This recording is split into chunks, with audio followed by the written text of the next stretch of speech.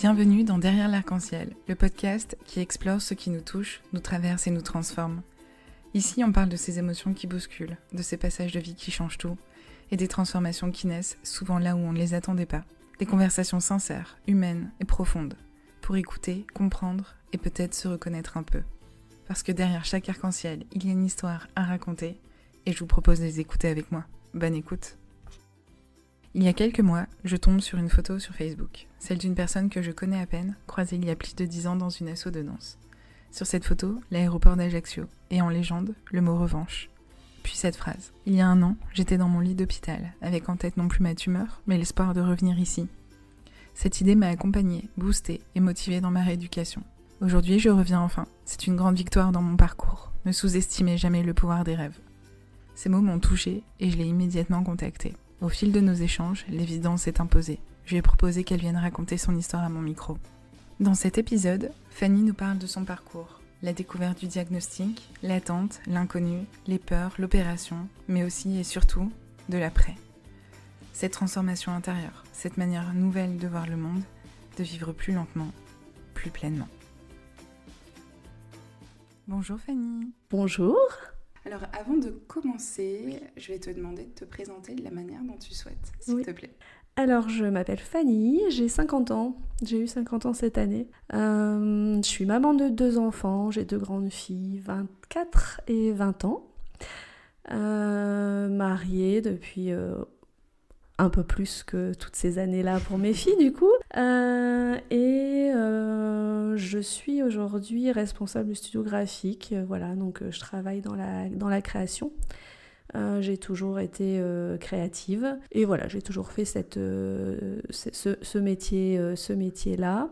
Je suis née dans le Nord, j'ai vécu dans le Nord, j'ai fait quelques escapades très exotiques en Belgique pour mes études. Mais voilà, je suis restée dans la région. On va prendre le temps de revenir sur ce que tu as vécu et ce que tu es venue partager aujourd'hui. Mais avant ça, j'aimerais qu'on parle du juste avant. À quoi ressemblait ta vie à ce moment-là ? Comment tu te sentais ? Alors, à ce moment-là, j'en avais un peu conscience, mais j'avais une vie à 1000 à l'heure. J'ai toujours aimé avoir beaucoup d'activités, j'ai toujours aimé faire beaucoup de choses.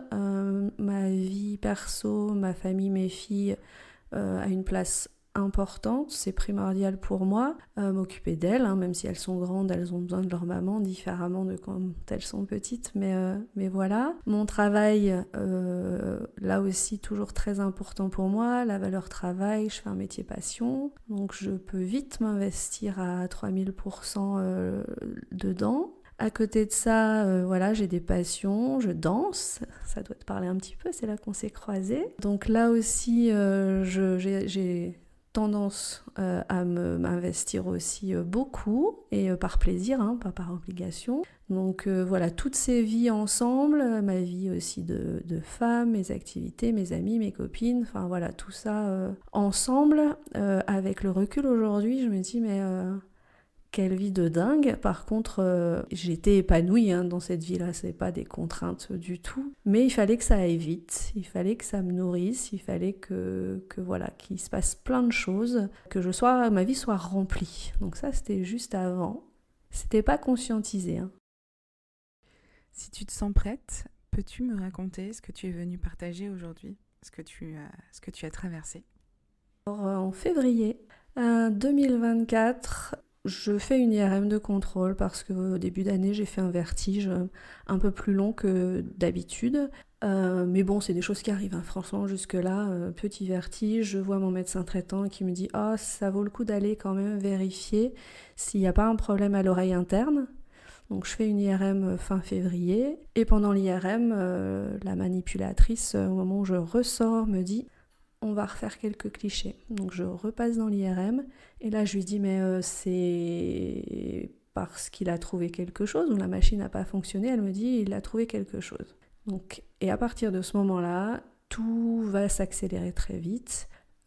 Sortant de l'IRM, le radiologue me dit que j'ai une lésion cérébrale, que c'est une lésion atypique.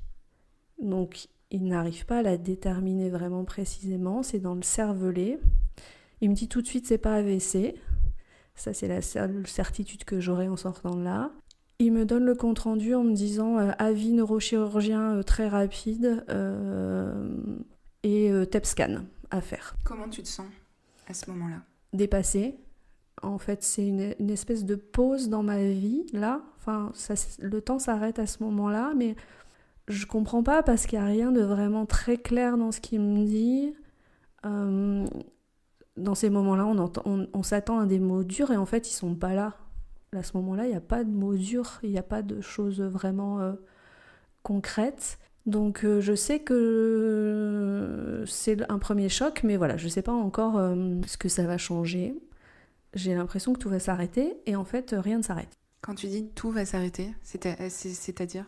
En fait, que c'est le premier moment où j'ai peur pour moi, où j'ai peur pour ma famille, où je suis dans l'inconnu en fait. Et je me rends compte aussi à partir de ce moment-là que les indications, donc voir un neurochirurgien, faire un TEP scan, ça paraît simple, ça ne l'est pas forcément.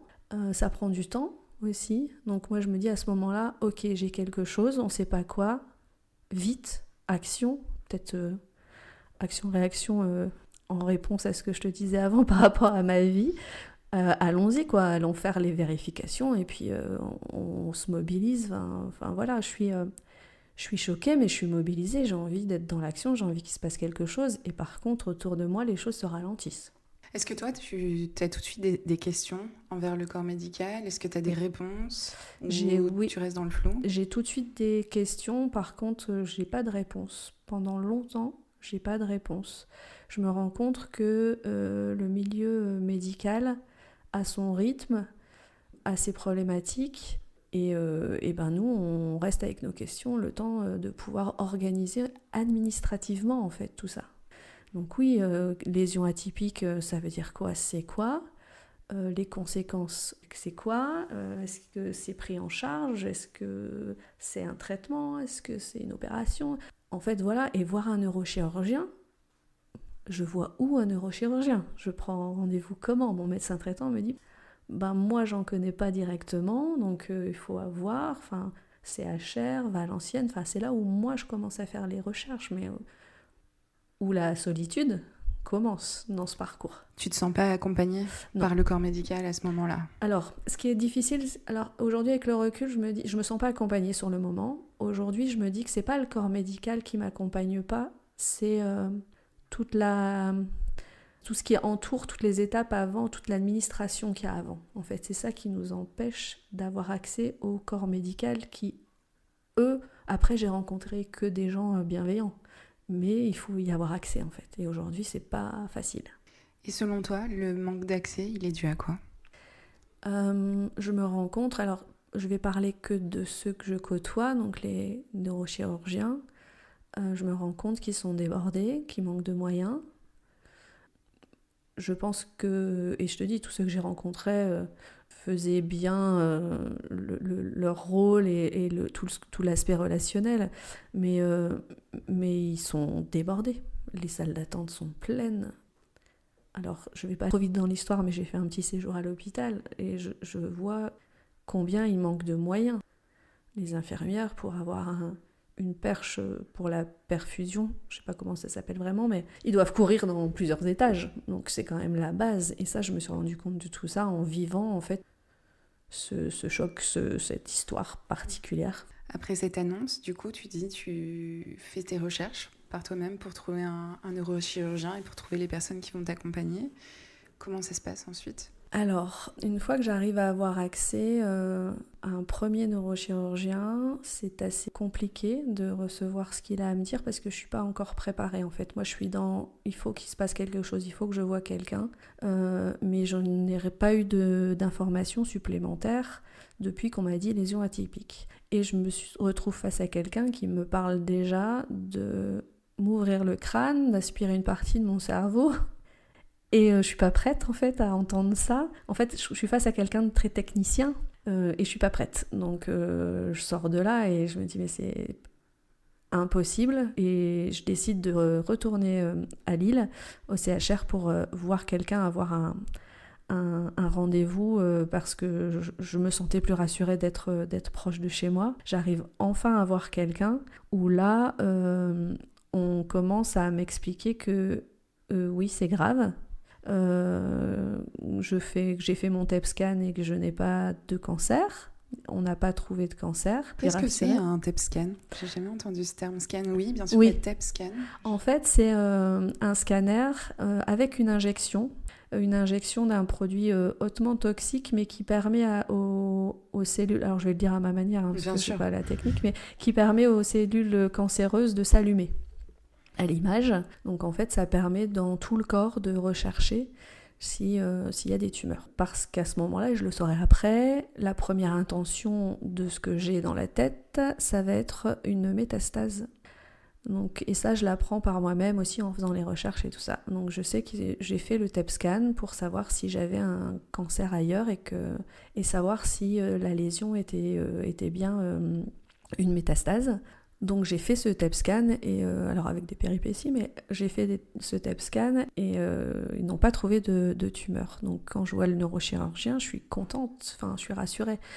Le parcours jusque-là, c'est en dents de scie entre des moments de grand doute parce qu'on va chercher sur Google et personne ne doit le faire, hein, ça je le dis. On le sait tous. On le sait tous, mais on le fait quand même. Parce que surtout quand on n'a pas de réponse. C'est ça. C'est les seules réponses qu'on peut trouver. Carrément. Donc je trouve l'information là et puis je fais des examens par ailleurs, examens qui sont rassurants. Donc j'arrive voir le neurochirurgien et je lui dis mais c'est rassurant parce qu'il me dit oui c'est grave. Je dis c'est rassurant, mon TEP scan est bon et il me dit en fait ça veut rien dire parce que on peut avoir des métastases au cerveau d'un cancer primitif inconnu. On en apprend des choses quand on fait ce parcours-là.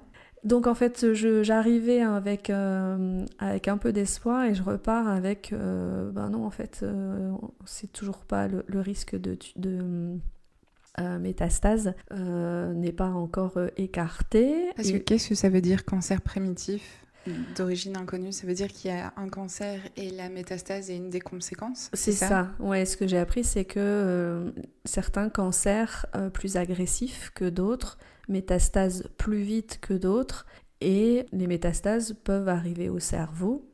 On m'a expliqué que c'était le plus souvent dû à des cancers du sein, du poumon, du pancréas, de la vessie. Donc c'est ce qu'ils recherchaient dans le TEP scan. Mais une métastase, c'est un cancer qui a déjà un stade avancé. Donc c'est en ça où pour moi il y avait cette peur, cette urgence, parce que c'était bien spécifié comme première intention une métastase. Donc pour moi c'était déjà un stade 4 de cancer ailleurs. Donc très compliqué à entendre parce qu'en fait les mots ne sont pas dits, mais par exemple le neurochirurgien quand je quitte son cabinet me dit profitez de la vie madame. Donc en effet. Ouais, donc c'est des petites choses entre deux, mais voilà, on peut pas me dire que c'est grave, on peut pas me dire que c'est pas grave, on me dit de profiter de la vie, pour l'instant j'en sais rien, moi je suis persuadée que je passerai pas l'été en fait. Tu parlais de février 2024 en termes de temporalité. Oui. Là, à ce moment-là, on est à quel moment de l'année ? Avril-mai environ. Et en fait, je suis suivie par un interne au CHR, donc qui doit toujours aussi être en discussion, en partage avec un médecin référent. Donc quand je le vois, il me renseigne, il me rassure, il m'explique. Mais à la fin, à chaque fois, il me dit, je vais en reparler. Ils ont un comité pluridisciplinaire pour ça. Et donc, il me dit, j'ai besoin d'en échanger, d'en reparler, et puis pour confirmer ou pour revenir vers vous, etc. Donc, c'est vrai qu'à chaque fois, je repars avec des petites avancées, mais en fait, toujours dans l'attente de savoir ce qui va se passer. J'ai fait un autre IRM de contrôle entre-temps pour assurer que la tumeur ne grossisse pas, parce qu'en fait, maintenant je l'appelle tumeur, mais donc c'était lésion jusque-là. Il peut y avoir des lésions qui ne sont pas actives, Le mot tumeur n'était pas encore posé non, en fait à ce moment-là. Non. Okay. Non, et il le sera que tardivement. du coup, voilà, si la lésion n'était pas active, c'était un peu moins grave. Donc je refais des IRM de contrôle pour voir, et malheureusement, il y a une progression, une légère progression. Donc c'est à la fois rassurant parce que dans le cadre de cancer agressif, les médecins me disent qu'en un mois, ça aurait doublé. Donc là, voilà, ça a pris 1 millimètre de circonférence. Donc la mauvaise nouvelle, c'est que c'est actif. Donc c'est pas très bon. La bonne nouvelle, c'est que voilà, c'est pas agressif. Donc voilà, donc ça c'est ce qui a rajouté aussi un peu d'angoisse chez moi, parce que sur chaque examen, je me dis soit c'est comme ça et du coup ouf, ça va mieux, soit c'est comme ça et voilà, ça s'aggrave un peu. Donc au moins, je sais qu'elle est toujours là, qu'elle a un peu grossi. Et voilà, et je revois le neurochirurgien qui à chaque fois me dit c'est pas clair, c'est atypique en fait. Depuis le début, c'est ça en fait que j'ai eu du mal à comprendre, qu'on pouvait pas me donner vraiment un diagnostic ferme, parce que comme les caractéristiques n'étaient pas claires, personne ne pouvait vraiment statuer.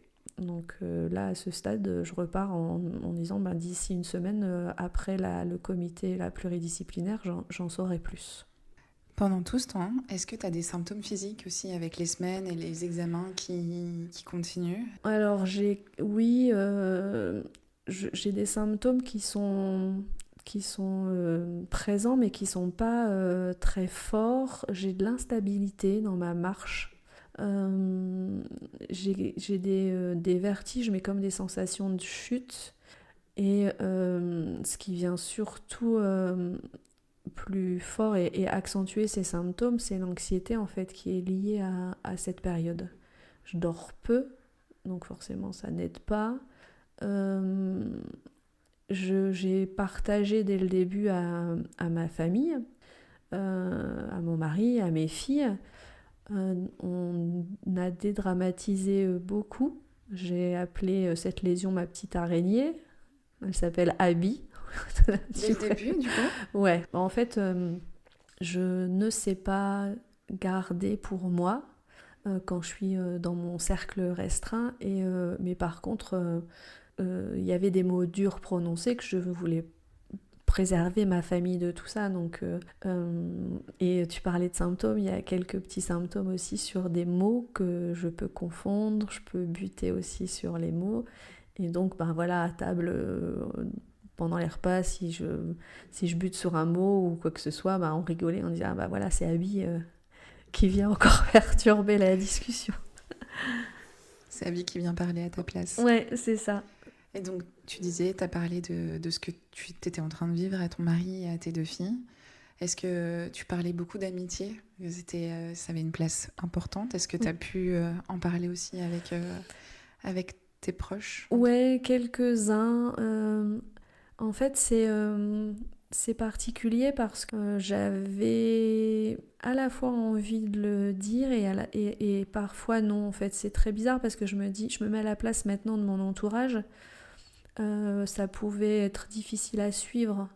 Ça l'était déjà pour toi ? Mais moi, en fait, j'étais en réaction à mes émotions. Mais par contre, si je me mets en effet miroir, ça devait être compliqué. Alors pour ceux qui savaient, ok, mais pour ceux qui ne savaient pas, peut-être que pendant ce moment-là, ils se sont dit, mais qu'est-ce qui lui arrive en fait, voilà. Donc je ne l'ai pas dit à tout le monde, je l'ai dit à certaines personnes. Il y a eu tout type de réponse, mais comme tout être humain qui reçoit ça, on parle de tumeur au cerveau, c'est quand même des mots durs.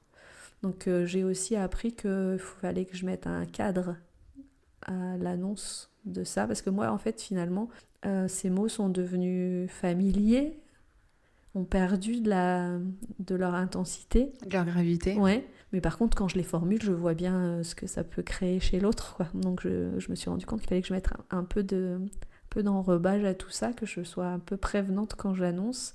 Et puis je me suis rendu compte aussi que ça pouvait faire peur et que au contraire ça pouvait déclencher, rapprocher des amitiés plus éloignées. Enfin, et voilà. inversement, Et j'imagine inversement, aussi. mais oui, ouais, complètement. Et tout ça se fait naturellement, en fait. Ouais, c'est fou de se dire qu'on vit quelque chose de difficile et que par rapport aux différentes personnalités qui nous entourent, de devoir enrober, de devoir préserver, de devoir voilà, faciliter les choses alors qu'on aurait besoin juste de soutien et de ne pas avoir d'énergie Ouais, à consacrer à gérer les émotions des autres. c'est ça. Mais c'est le cas pour tout le monde, j'imagine. Oui, c'est ça. Et puis, franchement, j'en veux à personne aujourd'hui dans mon entourage de sa réaction. Je pense que finalement, toutes les réactions m'ont servi. Et je me rends compte que c'est du coup à la personne qui vit cette situation aussi de peut-être savoir déclencher, une fois qu'on a pu repérer comment quelqu'un pouvait réagir, aller chercher ce qu'on a besoin par rapport à ce que chaque personne peut nous donner. Moi, il y a des gens qui ont pu être hyper présents parce qu'ils savaient, ils avaient la force. Je sais qu'il y a des personnes pour qui c'était trop et c'était pas possible, soit ça faisait écho à d'autres choses chez eux, enfin voilà, et du coup, tout ça, moi, je le comprends et il n'y a pas de problème avec personne, ceux que j'ai vus ou ceux que je ne vois plus. Enfin, c'est pas un sujet pour moi aujourd'hui, ça, Ouais, peu c'est importe. comme ça. Oui. Exactement. Si on revient du coup au niveau du parcours médical, est-ce que tu peux raconter la suite ? Oui, alors la suite, on est au mois de mai, donc je continue de travailler pendant toute cette période. Donc je suis au travail au mois de mai et je reçois un mail de convocation du CHR pour une hospitalisation, donc on est le 3 mai, hospitalisation le 14. En fait on m'a rien dit encore jusque là, donc je me dis ils se sont trompés, c'est une convocation pour me dire ensuite peut-être qu'il y aura opération, parce que je savais que c'était une des éventualités. Je vois ça me met un petit coup quand même, mais parce je que continue. Hospitalisation voulait dire opération, Oui, forcément. ouais. Et du coup, sans que le diagnostic soit posé. J'avais pas été avertie, mais par contre, je savais quand même que pour connaître la nature de la lésion, il fallait faire une biopsie. C'était le seul moyen de connaître. Vu la localisation, s'il y a besoin d'ouvrir, ce sera pas pour faire une simple biopsie, ce sera pour enlever la lésion. Donc ça, j'avais compris. Par contre, c'était encore qu'une éventualité dans mon esprit. Et donc quand je reçois cette convocation, d'un coup, ça devient concret, mais j'ai le neurochirurgien encore en tête qui me dit on se voit dès que j'aurai réussi à faire le point pendant ce comité pluridisciplinaire. Et puis voilà, donc je me dis c'est une convocation pour un rendez-vous, c'est pas l'hospitalisation. Et en fait, 3 heures après, j'ai un coup de téléphone et là, c'est l'anesthésiste qui m'appelle et qui me dit voilà, madame, je vous appelle pour votre opération le 15. Et je lui ai dit mais je me fais opérer de quoi en fait ? Bon, c'est un peu en réaction, parce que quand même, je savais ce que j'avais, mais un peu en réaction en me disant mais sans être prévenue. Ouais, voilà. Et alors là, j'ai senti qu'il y avait un problème. Elle me dit ah oui, non, vous auriez dû voir quelqu'un. Voilà, bref. Donc là, très vite, je reçois la convocation pour un entretien avec un neurochirurgien et je rencontre un professeur, donc j'imagine le titulaire, l'interne, que je vois, et d'ailleurs avec lui. Et en fait, il me dit mais qu'est-ce qui se passe ? J'entends beaucoup parler de vous, vous voulez voir quelqu'un ? Et donc je lui dis bah oui, écoutez, je reçois une convocation pour me faire opérer, mais en fait on m'a pas encore expliqué. Et là il me dit effectivement il y a un problème, en me disant que voilà, il me présentait ses excuses par rapport à la manière dont c'était fait, mais qu'effectivement le bloc était réservé pour moi dans 15 jours pour enlever la lésion, parce que comme elle était active, et elle est placée dans le cervelet, donc le cervelet c'est un tout petit espace, et quand il y a quelque chose qui prend de la place, forcément ça a des conséquences sur différentes fonctions. Le cervelet c'est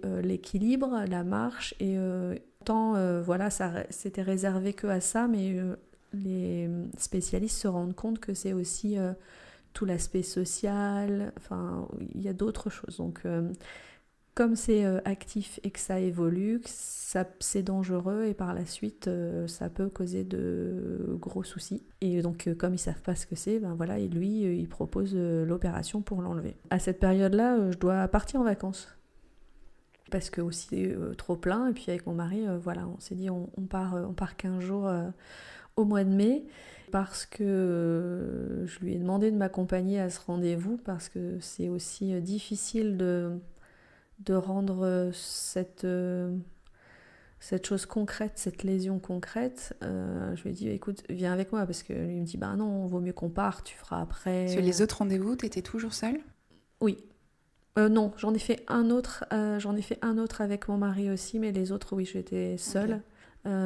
J'ai une amie qui m'avait accompagnée au TEPSCAN aussi, donc parfois seule, parfois accompagnée, mais voilà. Et là, je lui ai dit, bah, écoute, viens, parce que tu verras les mots du neurochirurgien, c'est pas rien en fait. Il se rendait pas compte de la gravité de la situation ? Non, je pense pas, et parce que c'est vrai qu'on a des images, c'est un tout petit point sur une image en noir et blanc.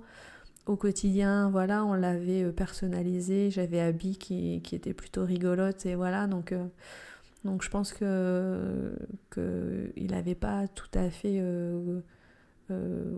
Alors, il avait compris, mais bon, c'était quand même important qu'il puisse avoir aussi des réponses à ces questions aussi, parce que ils ont, enfin, l'entourage aussi a des questions, et parfois on pense à poser les nôtres seulement, mais pas ceux de l'entourage. Donc là, il m'avait accompagnée, et le professeur a vraiment été top, a pris le temps, nous a mis les images sur l'écran, nous a expliqué, et du coup ça devenait très concret. Et là il me dit, mais le bloc est réservé du coup dans 15 jours. Là où vous en êtes, il n'y a pas d'urgence vitale à 15 jours. Donc si vous voulez, on reporte. Mais il me dit, est-ce que vous allez passer de bonnes vacances ? Ah non. Et là tout de suite mon mari me dit, ah mais non, on annule, voilà. Et je dis, ben oui, puis maintenant avec vous, avec l'explication que j'ai eue, et je me sens rassurée, donc on y va.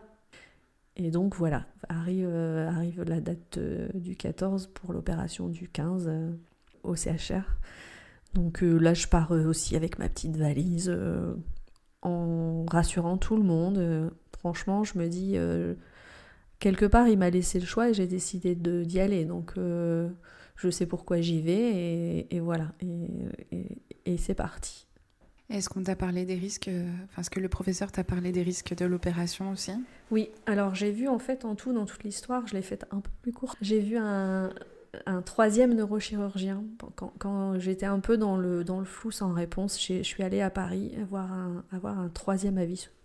Et lui m'a clairement évoqué le fait que l'opération était ce qu'il y avait de mieux, que mes symptômes aujourd'hui étaient assez minimes, et que l'opération, si elle a lieu dans ce cadre-là, les séquelles devraient être aussi minimes. C'est-à-dire que si on arrive avec des gros symptômes, le fait d'enlever la tumeur n'annule pas forcément tous les symptômes. Donc en fait, comme j'en avais de très léger, il y avait de bonnes chances pour que tout aille bien. Après, les risques, voilà, oui, c'est tous les risques d'une opération, donc autour d'une anesthésie qui est lourde, les risques de toucher aussi des zones, les risques d'avoir des problèmes de mobilité, plutôt le côté gauche a priori.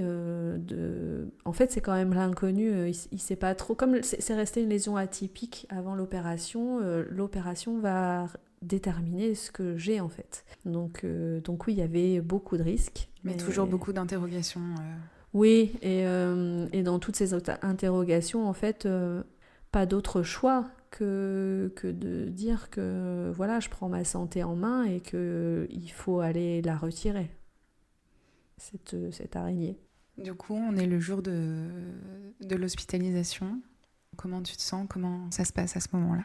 En fait, je suis de nature à m'hyper-documenter, hein, ça, voilà.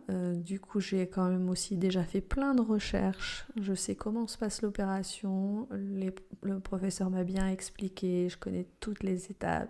Je sais dans quelle position je vais être. Enfin bon, voilà. En fait, tout ça, ça me rassure. Moi, j'ai besoin d'avoir un maximum d'informations. Donc, en fait, si tout se déroule comme prévu, tout va bien.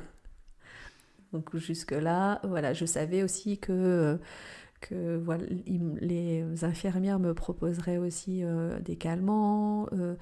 Je m'étais rapprochée d'un groupe Facebook aussi sur les tumeurs cérébrales, donc d'autres qui étaient passés par là avant m'ont conseillé de ne pas faire la warrior, de refuser ces médicaments-là. Donc en fait, je me suis même pas posé la question. On m'a proposé, j'ai pris, j'ai dit ah super, je vais pas... Elle me dit bah comme ça, voilà, vous passerez la meilleure nuit possible. Le lendemain matin, on m'en a proposé un deuxième, j'ai dit allez, on y va. J'ai repris le deuxième, tout allait bien. Je me souviens de l'arrivée en salle en bloc opératoire. Je me souviens qu'on m'a demandé quelle musique je voulais. Donc en fait tout ça c'était bien amené. J'étais pour le coup bien préparée. Donc tout va bien. Et là, ça y est, l'opération est partie. Je ferme les yeux.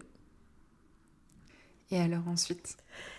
Et ben ensuite, il va se passer que quand moi je vais les rouvrir, je vais pas me rendre compte que c'est la deuxième fois que je les réouvre en fait. C'est un peu difficile cette période-là pour moi. On m'avait expliqué que l'opération, après l'opération, je restais sous surveillance en réa. Qu'en réa personne ne pouvait venir, donc en fait on a donné un numéro de téléphone à mon mari pour qu'il puisse appeler pour avoir des nouvelles, et que je restais là toute la nuit avant de potentiellement remonter le matin ou le midi suivant si tout allait bien. Ça c'est ce qui s'est passé. Je suis remontée, mon mari est venu, on a échangé des mots, j'ai même... Alors je sais pas si je lui ai envoyé un message, enfin il me dit avoir envoyé un message, moi j'en ai aucun souvenir, et en fait là je suis repartie en fait, j'ai sombré, j'ai fait une complication, j'ai fait une hydrocéphalie, donc en fait c'est le liquide qu'il y a dans le cerveau avec l'inflammation du cerveau due à l'opération, il y a un trop plein en fait, et voilà, et là c'est une urgence vitale, et du coup je repars au bloc.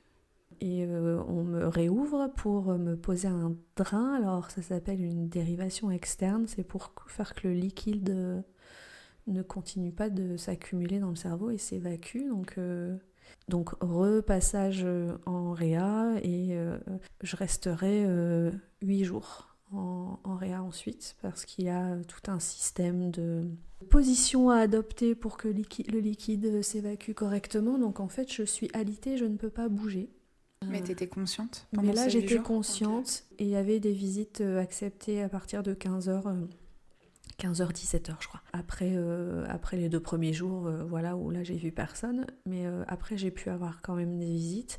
Et en fait, c'est là où mon mari me dit, mais tu te souviens Parce que moi, je me dis, mais pourquoi je suis encore en bas ? Je devais remonter. Il me dit, mais tu te souviens, t'es remontée ? Et mais en fait, moi là, j'ai aucun souvenir, j'avais pas conscience, non. Ouais, comme tu l'as dit, pour toi c'était la première fois que tu ouvrais les Oui. yeux après l'opération, Oui. en fait. Alors que t'en as eu 2 en fait. Ouais. Et celle-là, je m'en souviens parce que je pense que la deuxième fois, du coup, j'avais vraiment conscience. Et je me souviens, elle m'a dit, ok, je suis moi. Et j'ai bougé les orteils, j'ai bougé mes doigts. Et je me suis dit, ok, tout va bien, je peux me rendormir. J'avais fait une espèce de check, tu sais. Le check interne. Ouais, interne, pour me dire, bah déjà, est-ce que je me souviens de moi ? Est-ce que je me souviens de ma famille ? Enfin, j'avais quand même très très peur que ça change quelque chose. Bah, le fait qu'on touche à la tête, au cerveau, je pense que c'est la zone qui nous fait le plus peur, clairement. Carrément. Donc voilà, le deuxième réveil qui pour moi était le premier, mais je dis que c'est encore dur pour moi parce qu'en fait là j'ai fait peur aux autres sans m'en rendre compte, et c'est ça qui est compliqué. T'as senti l'impact sur ton mari, justement. Ouais, carrément. Et puis même moi, alors j'ai senti l'impact sur les autres, et j'ai senti que le risque de me perdre a été vécu pour eux. Et même moi, après coup, aujourd'hui, je me dis, mais le fait de partir sans s'en rendre compte, je crois que ça... Enfin, pour moi, ça éveille des choses où je me dis, mais non, en fait, c'est pas possible. Donc, heureusement, tout va bien, et voilà, c'est mieux dans ce cas. Et j'apprends aussi aujourd'hui que si le cerveau m'a fait oublier cette partie, c'est pas pour rien, donc c'est pas la peine d'aller en chercher et d'aller creuser. C'est une protection aussi, et voilà, à ce moment-là, il avait besoin de mettre toute l'énergie pour pour tout ce qui était mécanique, hein, voilà, et c'est tout. Donc tant mieux, et le corps est bien fait, hein, finalement. Il faut aussi apprendre à faire confiance. Ouais, et à lâcher, mais c'est pas facile. Non, non, non. Il a fait le job, en tout cas. Ouais, voilà, c'est ça. Et puis j'ai pu, donc après, une fois bien stabilisée, au bout de 8 jours, je suis remontée de la réa en chambre. Et là, je pouvais toujours pas bouger. En fait, je suis restée 22 jours à l'hôpital, là où je devais en rester que 5. D'accord. Ouais, suite à la complication. Ouais, suite à la complication. Et du coup, une fois que le liquide pouvait être drainé, on va dire, normalement et seul, on a pu stopper, enlever la dérivation. Et à ce moment-là, voilà, on m'a remise debout. Parce qu'en fait, j'avais toutes les fonctions pour marcher, mais comme j'avais été alitée 20 jours, j'avais plus les muscles, j'avais plus rien, donc je ne savais plus marcher. Donc la kiné est passée, elle m'a mise debout, elle m'a dit bon ça va, ok. Et puis après j'ai commencé à me tenir au mur, puisque je savais que ma sortie de l'hôpital tenait au fait que je puisse marcher. Donc voilà, j'ai essayé de marcher dans ma chambre d'abord, puis après dans le couloir, puis après voilà, je suis descendue. Et une fois que j'ai pu acquérir assez d'autonomie, voilà, j'ai pu sortir. Le 3 juin. Donc suite à l'opération, j'imagine que du coup les examens ont pu donner des réponses. Oui. Comment ça s'est passé ? Alors ça s'appelle l'anapathe, donc la lésion est partie en analyse et c'est revenu comme étant un hémangioblastome.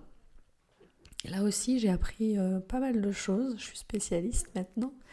Pour moi, avant cette histoire, il y avait tumeur au cerveau ou pas tumeur au cerveau. Mais en fait, il en existe des centaines. Il y a des tumeurs bénignes et des tumeurs malignes. Dans mon cas, c'est une tumeur bénigne. C'est une tumeur rare, c'est que 2% des tumeurs de l'adulte, et qui peut arriver soit spontanément, soit dans le cadre d'une maladie génétique. Et là, redrame. Parce que maladie génétique, ça veut dire que je l'aurais transmis à mes filles. Voilà, alors le professeur qui m'a opérée m'a dit que comme il n'y en avait pas d'autres déjà, je ne rentrais pas dans tous les critères de la maladie génétique, mais qu'il valait mieux quand même vérifier tout ça. Et moi, j'ai dit, mais bien sûr que je veux savoir, parce que je veux les informer, en fait. Je veux pas laisser ça comme ça, être dans le déni. Donc voilà, j'ai fait des recherches qui après ont démontré que je n'avais pas le gène, ça s'appelle le VHL. C'est une maladie aussi rare qui donne ce type de tumeur un peu partout. Heureusement, je n'ai pas le gène. Aujourd'hui, donc on sait donc que c'est un hémangioblastome qui est sporadique. Par contre, je suis quand même encore, maintenant depuis 1 an et demi, surveillée tous les 3 mois. J'ai une IRM tous les 3 mois pour vérifier qu'il n'y a pas de repousse. Il y a toujours un risque de récidive, c'est ça ? On ne m'en parle pas au niveau médical. Par contre, si je fais mes recherches à moi, oui, en fait, je pense qu'on m'en parle pas parce que comme c'est une tumeur rare, il y a peu de... comment ils appellent ça ? De littérature en fait. Donc il y a peu de retours. Donc ils ne savent pas forcément et effectivement, il y a aujourd'hui pas de raison à ce qu'elle repousse, pas de raison à ce qu'elle repousse pas. En fait, on ne sait pas, donc c'est pour ça que je suis quand même suivie tous les 3 mois. Oui, il y a un risque qui est plutôt autour des 5 ans post-opératoire. Et puis voilà, et puis il faut contrôler, il faut revoir. Donc oui, il y a quand même des petites choses à côté à cadrer. Donc c'est pas totalement derrière moi, quoi. Comment s'est passé ton rétablissement, les mois qui ont suivi ton opération ? Donc là, c'était il y a un peu plus d'1 an, oui. Du coup. Alors, comme je te le disais, je suis rentrée le 3 juin. Là, c'est une autre forme de peur qui apparaît parce qu'en fait, j'ai été quand même hyper suivie, encadrée. Et puis à la maison, il n'y a plus rien. Il n'y a plus l'infirmière qui est là. J'ai plus les machines qui font bip bip à côté. Qui, au final, aussi bizarre que ça puisse sembler, rassure en fait. Donc là, je me dis, mais je sais pas si mon cerveau va bien, je sais pas si je vais bien. Donc ça, c'est compliqué, il faudra apprendre à un peu se faire confiance. Et puis, je marche pas beaucoup, donc pareil, tous les jours, je m'astreins avec mon mari ou mes filles à aller de mon canapé à la grille, puis après au bout de la rue, et puis voilà, donc tout de suite, je me mobilise pour récupérer au maximum. Par contre, je ne fais pas grand-chose à la maison, je dors quand même beaucoup. Le sommeil est très très important dans la récupération. Donc il se passe quand même 3 mois, je peux pas porter de lourd. 3 mois, voilà, sans qu'il se passe grand-chose.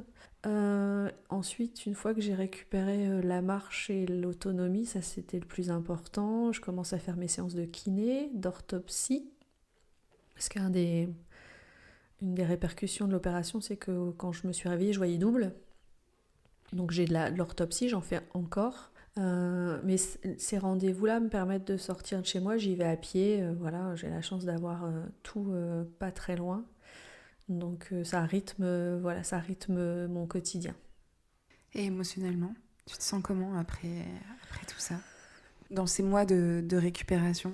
Je me sens vraiment partagée, tiraillée entre la joie, la chance d'avoir traversé tout ça, d'être là, d'être en vie, de ne pas avoir de grosses séquelles, et voilà.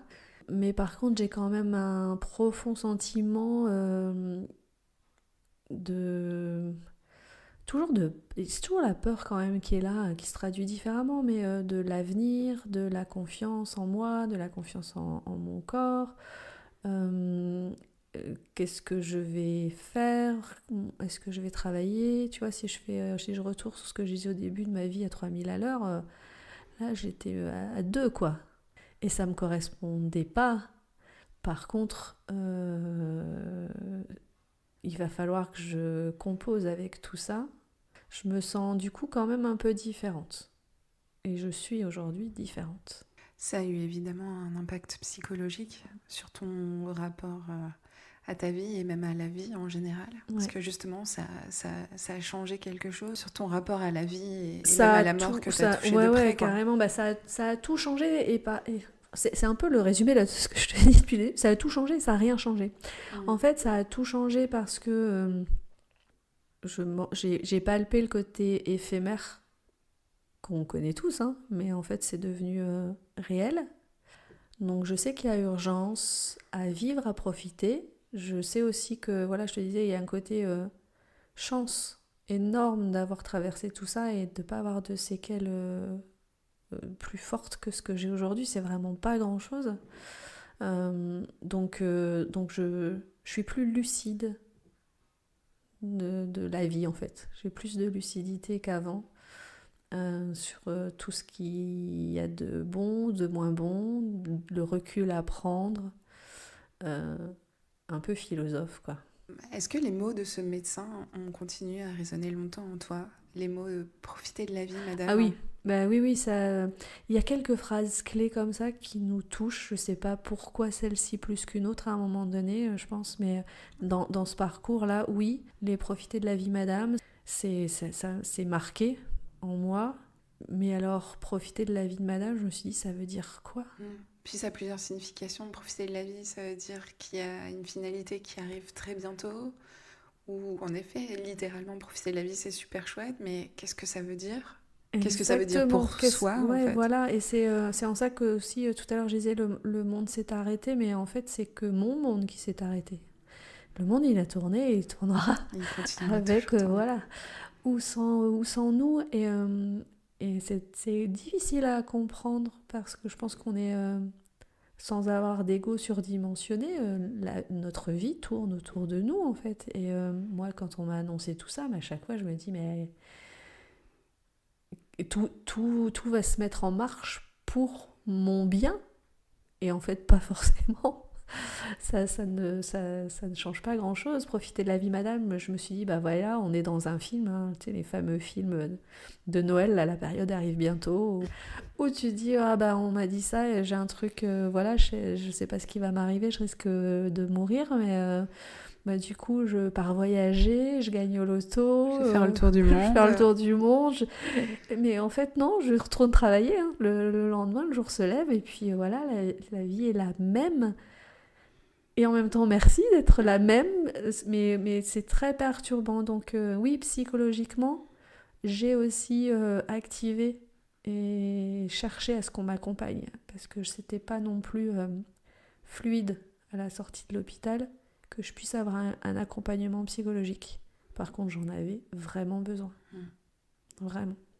Et c'est un accompagnement, du coup, qui a duré dans le temps Je suis encore. J'ai aujourd'hui une neuropsy qui me suit et j'ai trouvé via une association une coach aussi, parce que le retour à l'emploi, voilà, là on parle de toute mon histoire.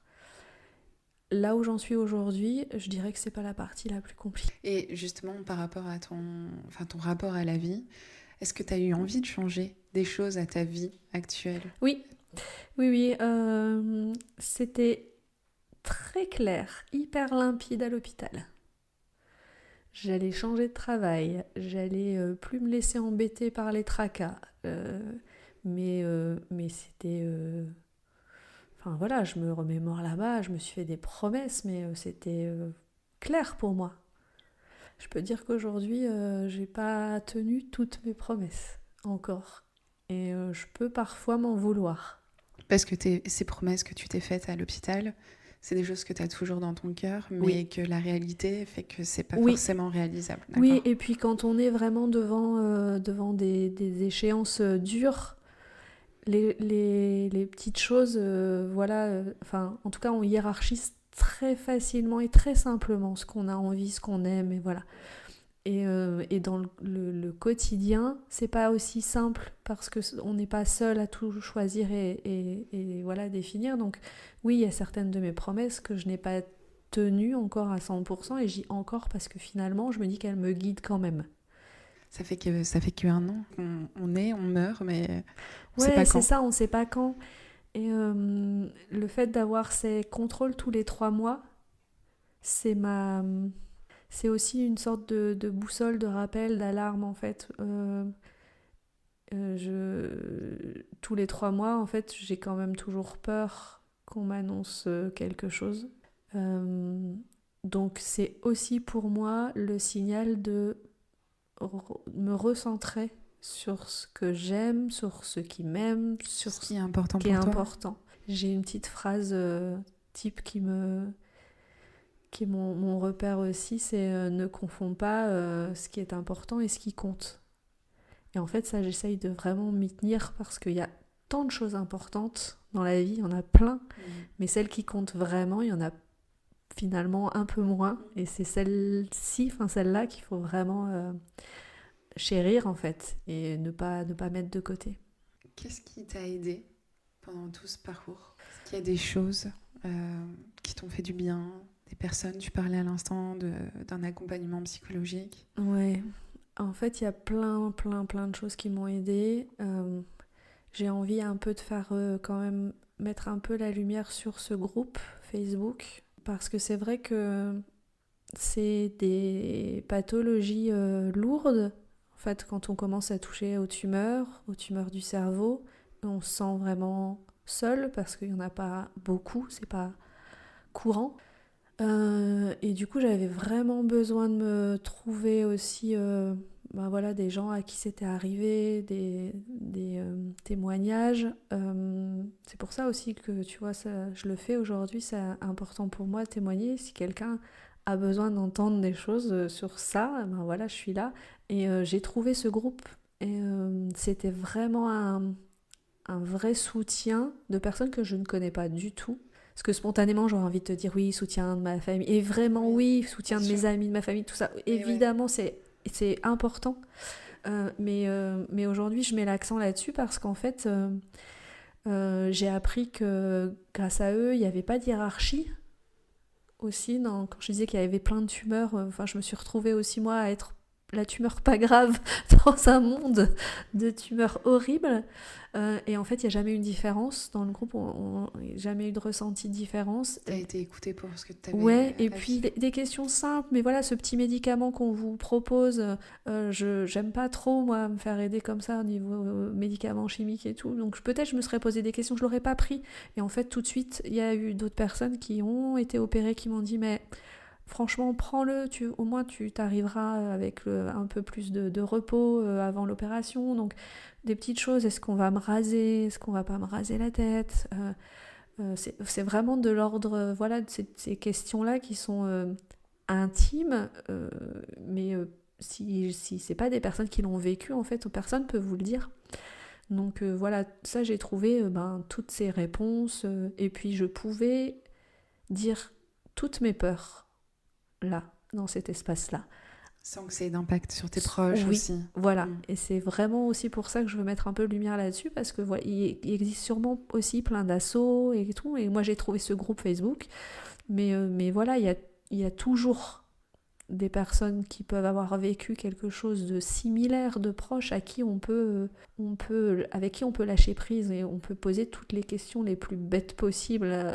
Parce que pareil, le neurochirurgien, j'avais ma liste de questions, mais des fois, je passais une ou deux questions qui me semblaient idiotes. Mais que tu avais besoin quand même d'entendre. Parce que je parlais de mes cheveux, mais c'est le cas de nos soucis. Nos cheveux, à ce moment-là, c'est pas très grave.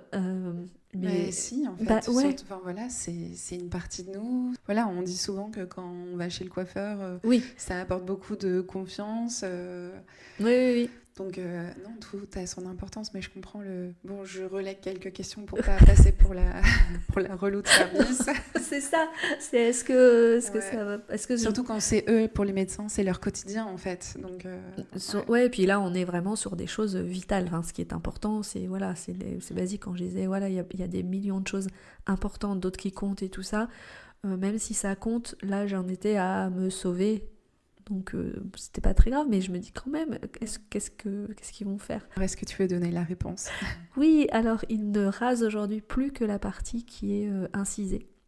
Donc en fait j'ai 20-25 cm derrière en L inversée qui a été rasée, mais donc du coup mes cheveux recouvrent et ont tout de suite recouvert, donc ça s'est pas vu.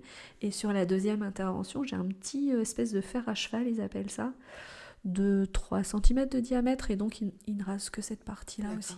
Donc j'avais une jolie repousse toute droite. Ouais, j'imagine. Et quand tu dis maintenant, ça veut dire qu'avant, il rasait l'entièreté du crâne. Encore certains neurochirurgiens. Je vois aussi dans le groupe, parce que je continue d'être active, parce qu'il y a toute la période d'annonce, de diagnostic, d'opération, de soins. Puis il y a tu veux être présente aussi pour les autres. Ouais. Et puis j'ai encore tellement de questions.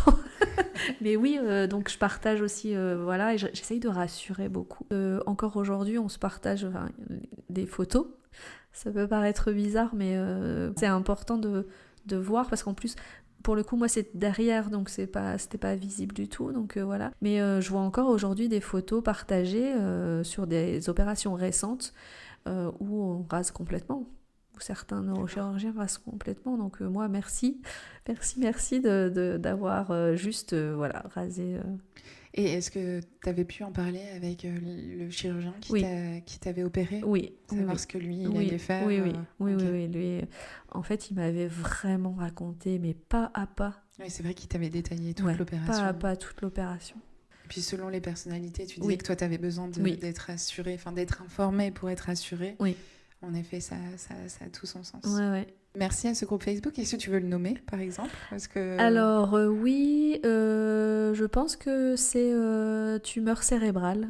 C'est un groupe de tumeurs cérébrales. Je pense que c'est ça. On pourrait le mettre en référence, oui, si tu carrément. veux, comme ça, pour les personnes qui seraient concernées. Ouais, je me suis rapprochée aussi d'une asso qui s'appelle Plus cérébral que nous, tumeur, qui a quelques petits événements aussi, et qui œuvrent beaucoup pour sensibiliser aux tumeurs cérébrales. Donc eux aussi, je peux leur faire un petit coucou ici. Et c'est le mois de mai, parce que là on est en octobre rose. Parce que quand on s'était contacté, c'était au mois de mai, et justement c'était... et c'est mai en gris en fait. Le mois de mai, c'est le mois de la sensibilisation aux tumeurs cérébrales. Donc voilà, et je trouve que informer pour justement répondre à un maximum de questions, ça faisait partie des choses très claires au moment de l'opération qui m'animaient.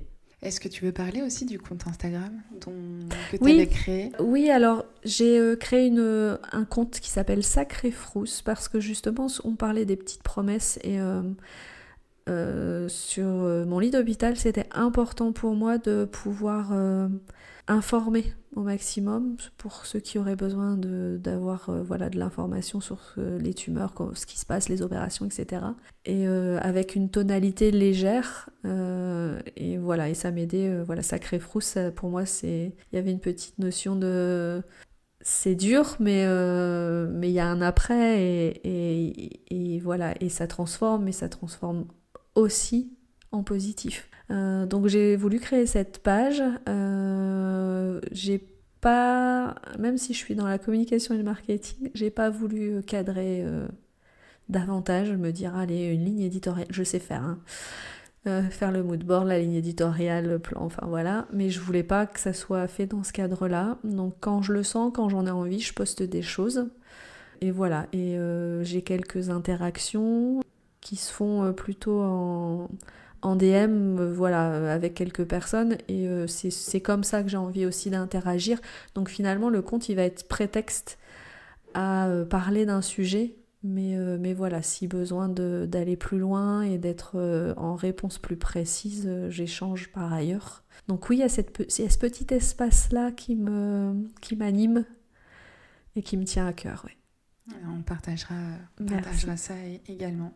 Je voulais te demander aussi, est-ce qu'il y a des petites choses dans le quotidien qui t'ont aidé à aller mieux et à te sentir mieux? Alors il y a eu mes objectifs, mes envies, sur mes passions. Je me suis dit mais je redanserai. Je me suis dit je referai de la moto. Donc je redanse un peu. Je ne refais pas de moto encore. Pas encore. En fait, ouais, voilà, pas encore. Ce qui m'aide, c'est à me dire que c'est possible et à me dire de quoi j'ai envie. Donc ça m'aide pas mal. Après, il y a plein de petites choses qui m'aident aussi, on va dire, au niveau médical. Je suis toujours accompagnée, la neuropsy, j'ai une coach, kiné toujours. Ça me sert à connaître, à savoir où j'en suis, où je veux aller, physiquement, mentalement, enfin voilà, donc ça m'aide beaucoup.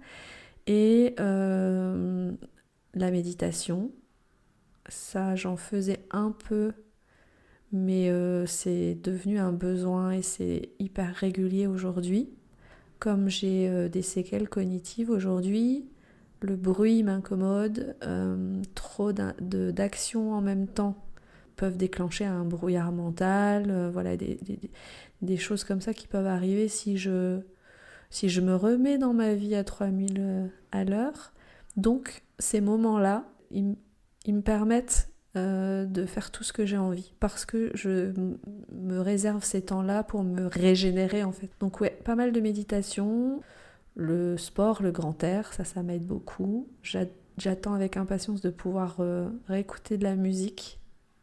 Est-ce que tu ne peux pas le faire encore ? Je le fais dans certaines conditions. En fait, il faut que j'écoute que... En fait, aujourd'hui, et c'est peut-être aussi un conseil dans nos vies à nous tous qui allons aussi très vite, je peux faire les choses les unes après les autres, mais plus en même temps. Donc aujourd'hui, voilà, j'ai toute mon autonomie, je conduis, mais je n'écoute pas de musique en conduisant parce que ça peut me perturber. Voilà, donc... J'ai plus le même rapport, alors que la musique m'accompagnait tout le temps, j'ai plus le même rapport, mais pareil, c'est quelque chose qui m'apaise, qui me fait du bien. Voilà, après, c'est, on va dire, chaque petit moment gai et heureux aussi, que je consigne aujourd'hui dans ma mémoire. J'essaye d'être présente et d'être dans l'instant présent de tout ça. Et tout ça, ça m'aide. Ça m'aide vraiment beaucoup à avancer. Pour finir, qu'est-ce que tu aurais envie de dire à une personne qui a traversé ou est en train de traverser ce que toi tu as vécu ?